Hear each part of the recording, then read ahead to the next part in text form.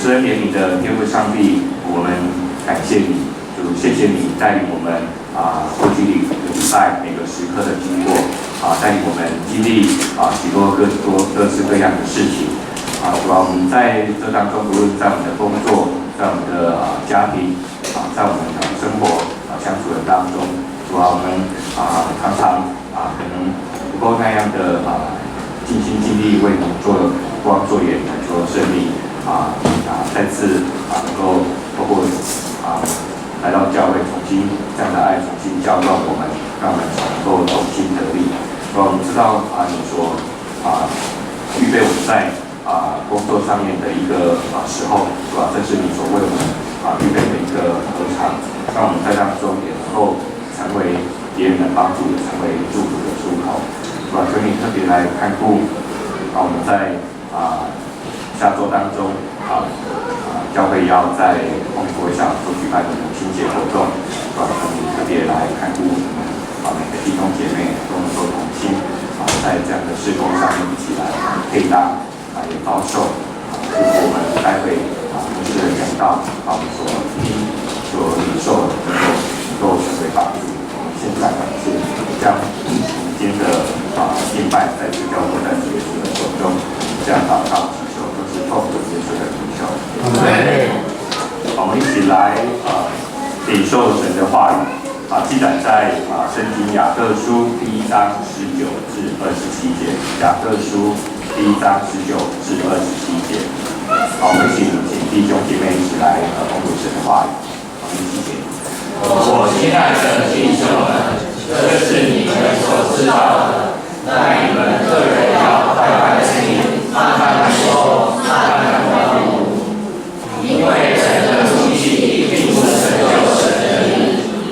所以你们要脱去一切的污秽和灵里的邪恶，纯纯的信心受那所栽种的道，就是能救你们灵魂的道。是你们要知道，不要单单听到，自己信奉自己，因为听到而不行道的，就像人对着镜子看自己本来的面目，看见走后，随即忘了他的相貌如何，唯有想起查看他准备使人自由自律法的，并且时常如此，这人既不是听了就忘，乃是实在行出来，就在他所行的事上必然得福。若有人自以为虔诚，却不能住他的舌头，他欺蒙自己的心，这人的虔诚是虚正的。在跟我们的父面前，那境界没有颠覆的虔诚，就是你看顾在患难中的孤儿寡妇，并且保守自己不沾染世俗。好，接下来正道牧师要正道的题目是有听要行的信仰，有听要行的信仰。那请主日学的小朋友可以往桌上。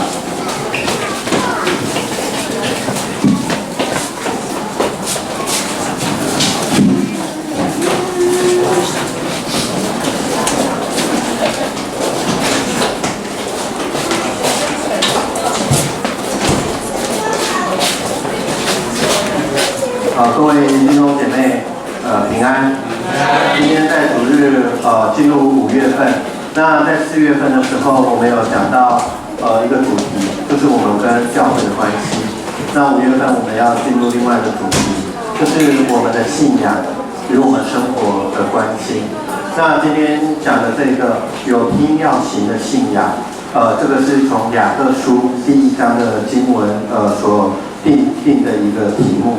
我们可以看到，雅各书第1章，它从19节开始，一直到第2章的26节，在这个当中，它一直在讲一个信仰的问题。这个信仰的问题讲到你有这样的信仰里面的信心和你这个信心的行为当中之间的相连性。那有些读者看到雅各书的时候，他看到说，信心好像一定要有行动，可是呢，很多的人就说我们因信称义，所以呢，能不能做出行动，有没有这样信心，有没有这样一个爱的回应，那是另外一回事。其实呢，如果我们认为雅各书的作者强调行动比信心重要，好像表面上看似这个样子，但是这个对雅各书的作者不公平，也不是正确。这个作者所要表达的，那我们可以看就是说在雅各书他要告诉读者，其实有一件事，就是说不要把口中的信仰当作是附身符，就是说我们平常感谢主赞美主哈利路亚，就代表你是一个基督徒，就代表说在这件事上你就跟上帝的国度有份了。那雅各要讲的说，不是你口里所说的信仰，口里所说的信仰不是你的附身符，如果你没有实际的行动来支持自己的信仰告白，就我们刚才说的，像刚刚念的大诫命，你只有嘴巴礼拜天来这边念这个大爱的诫命，但是平常的时候没有如此的彼此相爱，那这样的信仰态度是不正确的。那这个也不能让你的信仰口里所说的这个变成你的附身符。那在今天进入我们主题之前，我们这里就要来讲一个，就是说有人说不是。圣经告诉我们很简单一件事，心里相信，口里承认，就可以得到这个拯救啦。那牧师，你现在好像在跟我们说，我们还要努力，还要做很多的行为出来。其实牧师在这一个我们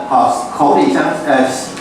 承认，心里相信这一个事情，我已经有讲过，我现在再把背景交代得更清楚一点因为我大概讲了4、5次，那今天我就把它的历史的背景交代一下。就是我们知道有一个王叫做尼禄王，那尼禄王他是一个非常敌视犹太人还有犹太的基督徒，所以他曾经把罗马城整个焚烧焚毁，然后嫁祸给犹太人基督徒，说要把他们通通赶出去。所以在当时呢，不只是尼禄王在破坏基督徒，还有谁在破坏？犹太人也在破坏基督徒，因为他想要跟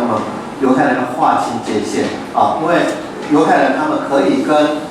这些的外邦人去做生意但是他不认为他们会得到拯救。可是基督徒他是很积极的，犹太人也好，或者这些希腊人也好，他都希望他们的生命是得到拯救的。所以在这个当下的时候，不只是那时候的尼禄王迫害基督徒，那时候的犹太人也迫害基督徒。所以呢，知道你是基督徒，我们可以看到在使徒行传的时候，保罗以前叫做扫罗，他专门做什么？也是迫害基督徒。看到基督徒被抓、被关、被杀，他就很高兴。所以在这种的背景，我们再回想一下，当时的基督徒只要心里相信，心里相信没有人知道。第二句，口里承认，口里承认所代表的是会被犹太人自己的百姓民族所排斥、敌视、被驱逐，甚至于带来生命的危险。所以弟兄姐妹，当时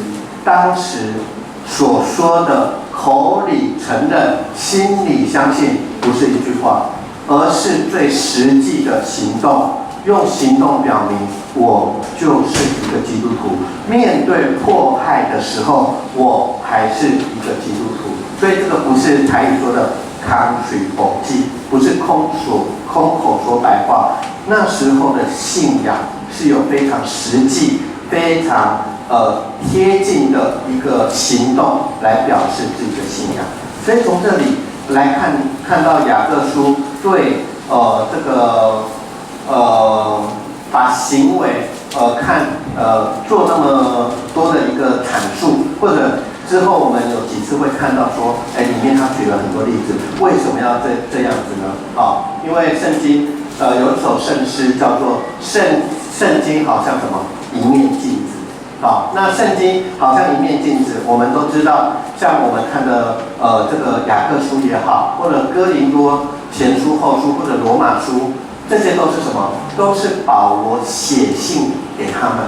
写信的目的是干嘛？回答问题。所以为什么要回答问题？就是信里面所写的，就是当时回答的问题。所以圣经好像一面镜子，或者这些是书信，我们就知道，如果在书信里面所讲的事情，就是当时教会所发生的事情，或者所缺乏的事情。用这样的背景来了解雅各书，我们就知道，原来在他写这封书信的时候，他写这封书信的时候，所代表的是教会在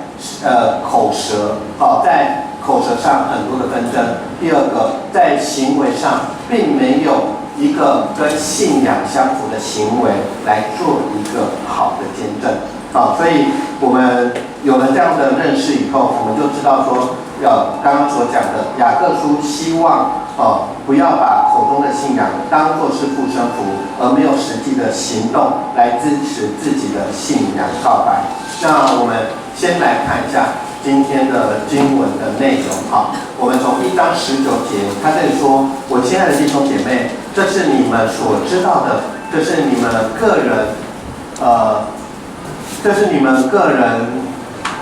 但你们个人好。”我今天没有配置，但你们个人要快快的听，慢慢的说，慢慢的动怒。我们看到21节，因为人的怒气必不成就神的义，所以你们要脱去一切的污秽和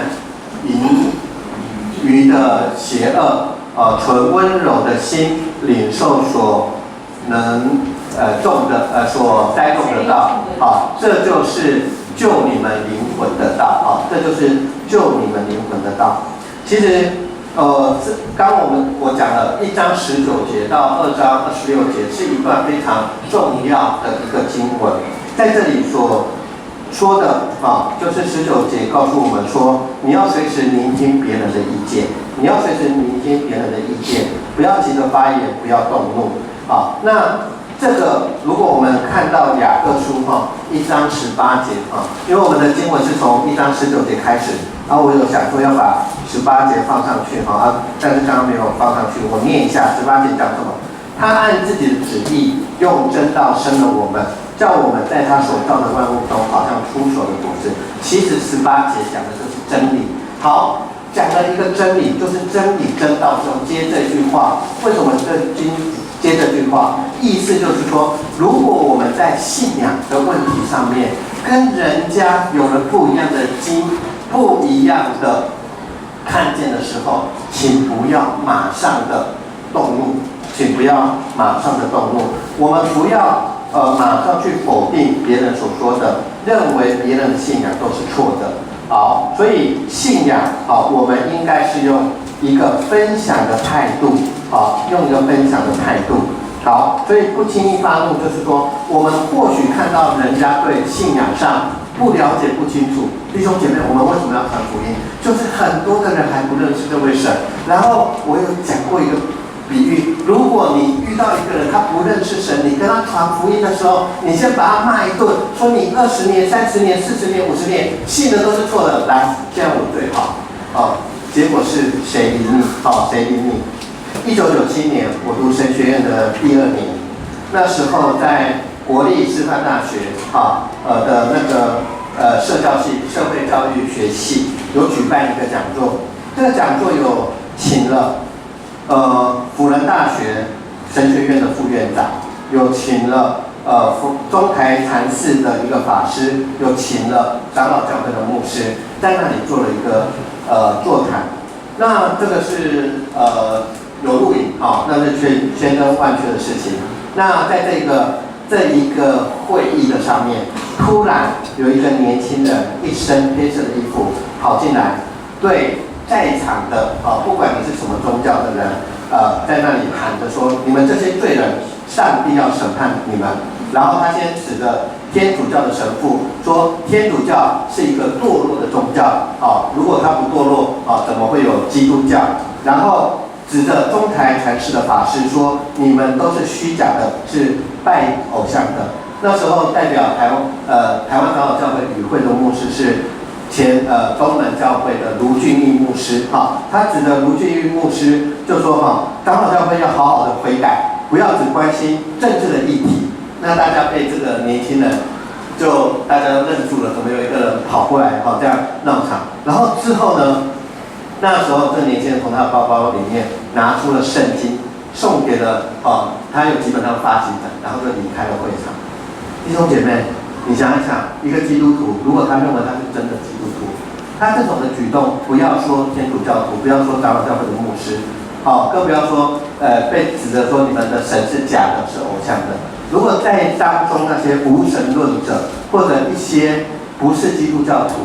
如何去想这个基督徒他的举动？如何去想他的举动？所以人会因为他这样指责，然后就说哇，对，你们的耶稣最好，你们的耶稣最好。在那个当下，并没有任何你去跟人家见证，或者去跟人家分享这个信仰在你生命中发生的故事，但是你在那边所做的，就是把这些的你认为不对的地方一股脑，就是去讲你想讲的，而没有去想人如何去了解这个信仰。所以我想以后之后在那个会议当中，可能很多的人一听到那个基督徒这三个字，或者说有一个很深的印象，有，我看过一个基督徒他发圣经给别人之前，先把大家都骂了一顿都骂了一顿。所以这里告诉我们说，如果我们面对真理的时候，我们跟人是充满的是争辩，是充满着辩驳的话，其实这个真理没有办法透过我们进入到别人的心里面去所以这里说，因为人的怒气不能成就神的义这里面的神的义神的公义，我们常常说神的公义，我们都想成好像神要处罚人。其实在神的公义这件事里面，我们看整本的圣经里面，当神的公义展现的时候，通常有三个事情：公平的审判、慈悲怜悯的拯救和宽恕赦免的爱。所以我们说神的公义临到的时候，不是只有处罚因为通常有被害者还有害人的那一个。所以神的公义的展现，通常我们会看到公平的审判、慈悲怜悯的拯救和宽恕赦免的爱。好，那21节这里说，你们要脱去一切的污秽和这个淫语的邪恶我看这个圣经你们要脱去一切的污秽和淫的邪恶，从温柔的心领受那所栽种的道，就是能救你们灵魂的道能救灵魂的道这里所说的污秽和不洁在原来的讲的就是说，我们的衣服因为吃东西或者工作，把衣服弄脏了可是这个字的原来的看到字面是这样可是你知道这个污秽原来更早的字，就它从字根发展出来。什么是污秽？你知道吗？耳垢、裂形塞你的耳朵裂形塞所以就是说，在这里所讲的就是说，我们要把耳朵里不干净的东西清除，这样我们才能听清楚美好的话语，或者听到真实的信息所以我们要知道，一个能够传讲上帝的道的人，他会去清掉耳朵的这些耳屎所以我们常常讲给别人听的，并不是这样讲好了。如果说在一个查经班或者在一个家庭小组聚会，我们讲神的道，讲了以后，有一个弟兄姐妹他在分享可能别人家里面需要关心的事情，那关心的事情有时候讲过头了本来说我们就要关心怎么样，结果加了自己的评论，你们都不知道，他就是因为怎么样，结果有一个弟兄姐妹，他没有来参加这个家庭小组，那天刚好请假，然后问说，前几天家庭小组你们分享什么？你没有跟他讲神的话，你没有跟他讲那个弟兄姐妹的需要，你跟他讲我告诉你谁因为怎么样，所以怎么样，所以我们有没有把我们的耳垢把它清干净？当我们在生活的当中有听到神的话，有听到人生命见证的分享，有听到八卦的时候，请问什么是我们要去跟人所分享的？所以在这边，作者说你们要除去一切的污秽和这一个淫语的邪恶。如果淫语的邪恶以现在的话比较那个了解的哈，就是满出来，就是恶贯满盈哈，就是恶贯满盈，就是说我们的生命在这个世界上常常被罪所胜，常常是这些的罪在我们的身上甚至多到满出来啊，所以我们应该要时时的去反省啊，让我们能够所听的或我们身体里面这些的罪恶都能够真的除去。好，那这里有一个我们可能因为这和合本是之前翻译的问题，所以有些的字我们必须要来解释。这里有说从温柔的心领受那所栽种的道，就是能救你们灵魂的道。那个栽种的这个种这个字，其实它不是种下去，它不是后天的。其实这个种是什么？应该说这个种不是现在种，不是我们听到信仰以后进去的。这个种的意思是与天生俱来的，所以神在每一个人的身上，不管你认不认识神，在他创造的时候，他就有把了解神的话、了解神的道这样的一个回应这样的一个心，已经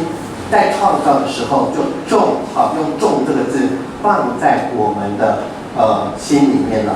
所以如果是这样，我们就来想一件事：当一个人说他不认识上帝的时候，其实有时候这就是一个借口他不想承认上帝，是因为这个上帝没有符合他想要的上帝。可是我们来想一个逻辑性的问题：若真的有这样一位神，神会不会因为你的否认而这位神就不存在？不会，只是你在告诉你自己，在骗你自己说这一位神是不存在的，是不存在的好，所以在这里我们就先把这个经文看一下所以第22节你们要行道，不要单单听到，自己欺哄自己。好，这个就是前面所讲的。既然这个道是上帝放在你们内心里面，既然这个道要透过我们去传讲，或者进来以后我们要去无存精。既然这个道是要改变人的生命，我们就不要用这个道来跟人家来做争辩和争论。那最终在这里就做了一个小结论，所以我们基督徒，我们要行出神的话，不要只有听道理自己欺哄自己，认为我有来礼拜，我有听神的话，我会背圣经节，我每天朗读圣经，我就得到进天国的门票。其实这个是自己在欺哄自己。好，那23节这里说因为听到不行道的人，就像人对着镜子看自己的面目，看见走后随即忘了他的相貌如何看见走后随即忘掉他的相貌如何？请问一下，镜子它的作用是什么？整理服装仪容。我相信在座跟牧师曾经一样年轻潇洒过的这些男士们，我相信你们以前去约会的时候，一定先看一下那个镜子突然看到奇怪，昨天还没有成熟的那个痘痘，怎么今天成熟了？好像有点化脓，怎么样？然后把它挤掉然后挤掉，今天不能红红的，这样就不好看。女孩子也是透过这个镜子来做一个化妆。所以如果他讲的意思说，镜子在这边，上帝的话在这边，圣经在这里，你看了以后，你有2个反应。一个反应就是看着这个镜子，知道自己哪里需要改进，知道自己透过这个镜子带来了帮助。有的人怎么样？看了就走过去，那这个镜子对他来讲，不管这个镜子是多么的明亮，不管这个镜子是可以把你的毛细孔放大到几百倍，但是如果你不把这个镜子当做一回事，其实这个镜子对你来讲一点的用处都是没有啊。所以他这里讲的很直接，他说看见走后随即忘掉他的面貌如何，就是律法或者我们看到神的话的里面是让人知罪，不是定罪。神从来没有在这些事情上面要定我们的罪，我们受到处罚而他高兴。如果是这样子，他就不用让耶稣基督来拯救我们，而是神透过想尽一切的办法，要让我们看清楚我们原来的样貌。在这里说镜子是要看到自己原来的面目。原来我们是如何的卑微或在罪中，而神如此拯救我们。好，所以25节说，唯有详细看那全被使人自由的律法的，并且时常如此，这人既不是听了就忘，乃是实在行出来，就在他所行的事上必然得福。好，照了镜子之后，像我们今天说的，那这个信仰里面什么是真正的行为？有一个是这个镜子告诉我们，我们要如何的内省，我们自己有什么不对的地方要如何改过。第二个，我们要如何，常常我们说要荣耀神的名，要使他得到荣耀的时候，我们在对外的时候，我们又应该要如何的落实出来。还记得吗？耶稣基督在福音书里面传讲福音的时候，常常谴责宗教领袖。什么是宗教领袖？就现在站在台上的这个常常谴责这些宗教领袖最大的弊病，讲太多，但没有真实将上帝的教训实践出来。而这些宗教的领袖最大的问题是只玩表面信仰的游戏，而没有真实信仰的脚步。好，那有一个例子就是在马太福音第7章我很快的把这个例子稍微讲一下马太福音第7章，他举到一个其实是跟饮食律法就是说他们在吃东西的时候有一些要遵守的规矩有关。那它关系的是什么？关系的是那个洗手这件事情好对不起，我说错了，是马可福音，不是马太福音第7章好，就是说有法利赛人他们看到耶稣就是在那里准备吃饭，结果在这个当中有门徒怎么样？用熟手，一般就是厨师的手，他会用熟手吃饭，什么意思？就是你要吃饭的手你没有洗，如果你没有洗手就吃饭那这个是犯了他很大的一个诫命好，然后耶稣用了那个以赛亚里面的以赛亚29章13节的一个经文告诉他说，这百姓用嘴唇尊敬我，心却远离我，他们将人的吩咐当作道理教导人，所以拜我也是枉然。他直接跟这些宗教领袖讲，用白话就说，你们嘴巴说我是上帝，然后你们的心却完全不尊重我。你们把人因为以色列里面有他勒木，他勒木就是一句圣经以后，他衍生很多解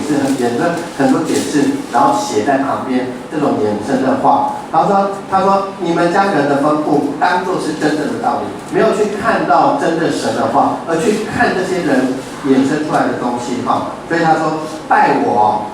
也是枉然拜我也是枉然。最后一句话，他甚至跟这些在马可福音7章8节，他甚至跟这些宗教领袖说，你们是离弃神的诫命，居守人的遗传，直接告诉他们说，你们这些就是一个假冒为善的人假冒为善的人。好，所以在这里雅各书他用了一个非常浅白，就是非常直白的方式告诉说，他们说，你们如果是基督徒，请你们行出信仰，请你们活出信仰。你们只有这样的时候，才能够在上帝的恩典的当中得到他要赐下的福气好，所以在经文的当中，有人自以为虔诚，却勒不住他的舌头，反欺哄自己的心，这人的虔诚是虚的。在我们父面前，那清洁没有玷污的虔诚，就是看顾在患难中的孤儿寡妇，并保守自己不沾染世俗啊。所以我们看到在这边的时候我们就知道一件事情，就是在这边雅各书要这些的基督徒要做一件事情，就是信仰上你不要说了太多而做了太少，而真正能够落实信仰的地方是哪里？就是在你周遭的这些的孤儿寡妇，在我们周遭这些急需要帮忙的人的身上就可以做到我们信仰上面的一个见证信仰上面的一个见证了所以我们看到圣经里面像好的撒玛利亚人所讲的就是很多的故事，都是耶稣在挑战当时这些基督徒这些的信上帝的人到底有没有这样信仰。所以从今天的经文里面，我们第一个我们要来看到我们要来看到的一个重点是什么呢？这个第一个重点就是说，我们能不能用实际的行动来见证我们从上帝从上帝在耶稣基督里赏赐所得到的爱再念一次我们能不能用实际的行动来见证我们从上帝在耶稣基督里赏赐所得到的爱？在最近牧师会发一些早祷和晚祷的文章那有时候因为很早有时候进班或有些事情耽搁没有说一定在早祷或晚祷的时候一定每一篇都有发到，所以在前几天的里面有讲到一个跟今天这里有关的，就是说我们常常在说行善，在基督教以外基督教和天主教以外的宗教，他把行善当作什么？做功德。做功德是什么意思？就是为自己累积什么？累积去天国的里程数。如果我们常常搭那个飞机的人就知道你从哪里到搭飞机哪里到哪里，他就给你累积里程数。好，那做善事好像是你一旦做了善事，好，今天像奖励小孩子给你加5点，给你加10点，今天你300点、500点的时候，你可以换到什么好的礼物？那基督徒常常有时候开玩笑的时候，其实我们开玩笑是可以开玩笑，但有时候我们要看到玩笑后面的真正的用意、真正的想法是在哪里我讲的是什么呢？不要为自己积攒财宝在地上因为地上有什么？有贼偷，还有那个虫咬来咬，要为自己积攒财宝在天上。这个是一个形容词这是一个形容，但是我常常看基督徒在开玩笑的时候所以我们要去看一下我们真正的心态。如果你知道这是一个形容好，等一下我们来讲，你如果知道这是一个回应的话，那 OK。但是如果你把它当作是真的，你做了很多事情以后，我们在开玩笑，哇，立中哥，你现在做这个事情以后你在那个天上一定是住地堡然后可能说哇，我看你这样做的你以后在天上有2栋地堡。我们用这种的方式来说我们到底做了多少的善事，在神的面前会得到他的赏赐或者说你不赶快努力行善你以后到那个上帝那边你只能住洋房。好，如果这个是一个开玩笑，是在跟弟兄姐妹的当中，意思就是说我们要把握时间来回应神的爱，那是 OK 的。但是如果你把这个当作说我们能够透过行善而为自己在天上多一个位置，那是不可能的。因为别的宗教所说的功德，就是说明了一件事情：你透过你所行的一切的善事，能够让你能够因为你付出了，你可以得到这个结果。可是基督徒的行善是什么？爱的回应。在你当下接受耶稣基督的时候，这件事情就这么成了。可是我们来看一下，有一件事情，如果今天，我们来想哦，如果今天你有个朋友，然后，你请他帮忙啊，一件可能就说在你生活当中一件很困扰的事情，好，我们这样来讲啊，你如果在刚好这个月你找不出房租，你说，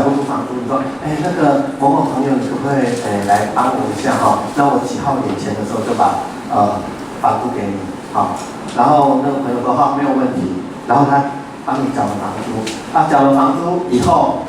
然后呢，他跟你说，那个房东已经处理好了，他还帮你缴了水电费，什么都缴了，什么都好了。结果在这个当下，可能你心里就会问他说，真的好了吗？这些都处理好了吗？你真的有替我做这件事情吗？真的 OK 吗？甚至于那个朋友在告诉你说，我知道你的困难，现在这个事情对我来讲还 OK， 好，所以呢，没关系，你赢了钱，你这个钱就慢慢用，好，这个月我能力所及，好，我可以帮助你这样。然后你自己可能产生很多的疑问，说真的吗？可以吗？是这个样子吗？这是什么？这是人性。所以当耶稣基督说不用任何的代价，不用任何的代价，只要你相信我就是那一位的时候，人通常连基督徒很多是不信。他希望说这个耶稣讲的是真的吗？牢靠吗？好像不太对哦。我自己再多做一些事情，我再自己多做一些事情，好像你买了一份保险，这个保险跟你说，你就算擦破皮你就算怎么样，我都一定会赔你然后你就想，真的吗？尤其今天你有能力说，真的吗？是这个样子吗？你可能买了第2份，买了第3份，买了第4份。所以在这一边，我们就要知道说，如果我们对于行道就是说在这里用实际的行动来见证我们从上帝在耶稣基督里赏赐所得到的爱。如果我们没有一个如此确定的想法，我们的行善会变成我们还是在靠我们的力量想要换取上帝的救恩。但是当你做这件事情的时候，证明了什么？你否定了耶稣基督的救恩，因为你不相信那种的救恩是全备的，所以你用自己行善来要换取。所以在这里所说的实际行动是来见证我们从上帝那在耶稣基督里所得到的爱，或者说用实际的行动来回应。所以我们的行善从来都不是为了换取，我们的行善是我们的生命的当中，就是因为有了这个爱，所以我们做出来。好，又进到一个问题的核心：为什么许多人不行善？因为他觉得上帝不爱他，因为他没有尝过那样的滋味，所以他不认为，这是我回应上帝的方法。所以有的人行善的很痛苦，是他还停留在那种换取，我不行善好像又不行我不行善的话，万一我没有了这个车票，没有进天国的门票怎么样？可是他从心里面根本没有想要行善。所以弟兄姐妹们，我们真的在耶稣基督里面承认相信他是救主，我们在生命里面有真的享受他给我们的平安和喜乐。而平安和喜乐不是我们处丰富有余的时候，而是我们在患难的当中的时候，我们还是相信这个平安喜乐是真的，是真的。所以第一个在这里我们看到就是说，我们要用实际的行动实际的行动来见证，其实我们从上帝在耶稣基督里赏赐的爱，我们是这样得到是这样得到。好，所以在这里我们平常听到包含主日礼拜，包含家庭礼拜，包含查经班，请注意弟兄姐妹，这些都是听到，这些不是你去行，不是说我来参加礼拜，我来参加小组，我来做什么，所以我已经遵行了上帝的道理，或者说不是这些的场合是让你听到的，所以这些的东西并没有办法让你等于说能够换取任何你的一个救恩好，那第二个我们要来看的，就是我们需要有坚定的意志力，使我们在这繁华多变的时代的当中，因为有真实的信仰，而不会使我们的心灵受到腐化。那今天牧师讲的就是这两个。那这里所讲的就是说，雅各书他的作者特别在这经文提醒我们说，真正敬虔的人不是用说的，不是用想的，是用实际的行动来关心那些需要给予特别照顾的苦难者，例如孤儿寡妇。然后在这个腐化的社会的当中，要知道保持洁净的心，让自己不受到腐化的影响。那作者为什么要特别提到照顾苦难中的寡妇孤儿呢？那这里所谓的苦难中，在当时的社会，它是指真的是那种贫穷的，因为如果你们看圣经里面就发现，那时候的妇人、女人如果死了丈夫，就等于什么？没有任何的依靠，她只能看她的先生的兄弟有没有人愿意娶她，有没有人愿意娶她？好，那如果她寡妇，如果她又没有儿子，儿子还可以继承，那如果她有儿子，那还好，还可以，儿子还可以继承，但一样不是她在家里面还是没有地位的。所以在这里所讲的就是说在这里面给圣经里面记载的，给当时的人感觉就是说，对于这些最需要帮助的人，你们要有怜悯的心。所以基督徒，我们如果对这些的人，通常是生活在社会的底层，所以一个基督徒如果对社会当中这些苦难的人无动于衷，对基督徒的信仰很说不过去。我们前几天发生了一件事情社会新闻那不是人的新闻，是狗的新闻，是不是有嘉义县，他刚好在抓流浪狗，结果流浪狗可能一个车子里面最多只能放20只流浪狗而且还要足够的通风，结果他装了70只，后来是闷死好像30-40只的样子，然后这些动保团体就去抗议。在这个抗议的当中，因为动保团在我们的法条里面有3条一个是虐待啦，一个是遗弃啦，一个是杀害那但是所有的刑责，对于如果你虐杀动物的刑责，最高的就是6个月，而且可1颗罚金，所以他们就是想要修这个法律。好，我讲这一段是什么呢？昨天有一个人他接受访问的时候，他说那么多年来，对于这些毛小孩、毛宝贝来说，都是民间做了很多那政府做的很少那他们希望不要因为民间做了那么多，那政府他反而就不做了应该要去反省，然后去做这个。好，那我为什么要说这个？基督徒的当中，我不知道有多少的人会想说，社会的福利，我们旁边如果有这种家庭贫苦，有这种的流浪汉，那是政府的事情，不关我的事。这是政府的事，不关我的事。但是在基督徒的一个信仰里面，耶稣所说，坐在我最小的弟兄身上，就是坐在我的身上。所以我们可以看到，在台湾早期的很多的医疗和教育这2个区块是谁在做？是外国的宣教士来到台湾以后，他们有等我们台湾政府做吗？没有。现在连后山、花莲、台中政府做得够吗？还是不够。不管哪个政府他们还要自己去募资，还是自己去盖医院。如果这些的人他们想的是那是政府的责任，不是我的事，那可能台湾在很多教育和医疗的方面，在很多的地方可能面临更大更多的困境。所以弟兄姐妹，我们基督徒对于任何所需要的，如果你有这样的一个感动，我们都应该要伸出援手。如果连基督徒都停留在观望的状态，甚至于连感觉都没有的时候，真的就没救了。然后你都没有感觉，你只会跟人说啊，来受洗，来成为基督徒，那我们很难见证什么是福音，什么是福音。最后跟着李牧师提醒大家，就说雅各书提醒我们，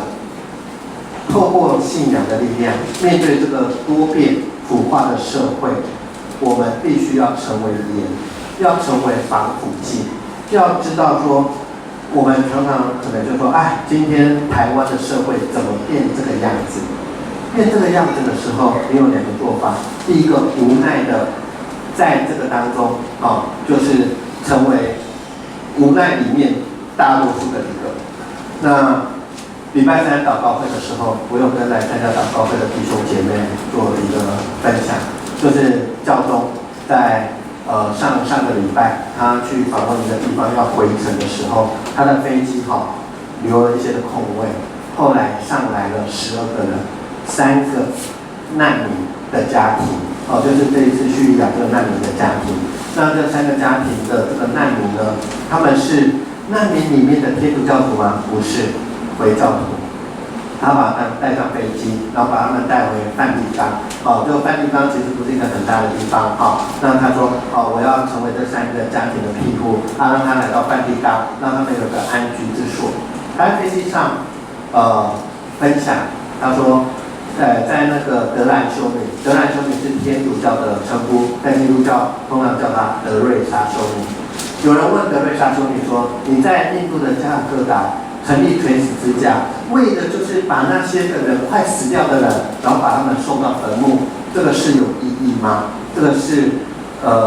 有任何就是说有任何的意义吗？那对印度这些死掉的人跟死掉的狗跟猫差不多，满街都是，你这样做能够起什么作用呢？”但德瑞莎修女跟他说，成立垂死之家，德瑞莎修女跟他说，我是汪洋大海当中的一滴水，我就是那一滴水而已。但呢，我就做这一滴水，滴下去，我期待汪洋大海能够有一点改变，能够有一点改变。德瑞莎修女她的影响和她带来的改变，我们看到是巨大的，是巨大的。但是她并没有以她所做的事为自己骄傲或者不可一世。她说我就是那一滴水，所以最后她讲的是说，这一滴水就让这个汪洋怎么样不同了。所以弟兄姐妹，如果我们说这个社会、我们的环境、我们的家庭，很多事情不就是这个样子？但是我们如果愿意有一个小小的改变，有一个小小的改变的时候，其实刚刚所说的教会、家庭和这个社会就会因为你所做的而不一样。所以弟兄姐妹，今天透过这一个神的话语告诉我们听了就去行，听了就去行。愿神加添给我们所有我们去行他的道的时候所需要的智慧和力量。我们重新来祷告。那我们的父神上帝，我们谢谢你，你不是一个只说不做的上帝，在我们的生命，在我们的家庭，在我们的教会，我们回顾历史一直以来，都看到你行那伟大奇妙之事。主啊，或是在这个当中的弟兄姐妹心里有愿意的，那当这些弟兄姐妹他们有听到，而他们觉得扎心，就愿意这样去做的，主啊，透过他们的手，透过他们的脚，就来成就你那伟大奇妙的事。愿今天你的话语不单单深藏在我们的心，免得我们得罪你，乃是你的话语在我们的生命里面成为我们力量的来源，困难时的帮助，更是你的话成为我们祝福别人最大的礼物。谢谢你，祷告奉耶稣基督圣名。阿门。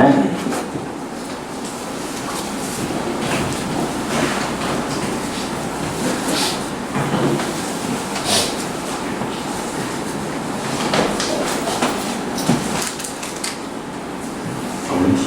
唱圣诗来回应神。圣诗482首，语助来对应感觉。我们请起立唱全首。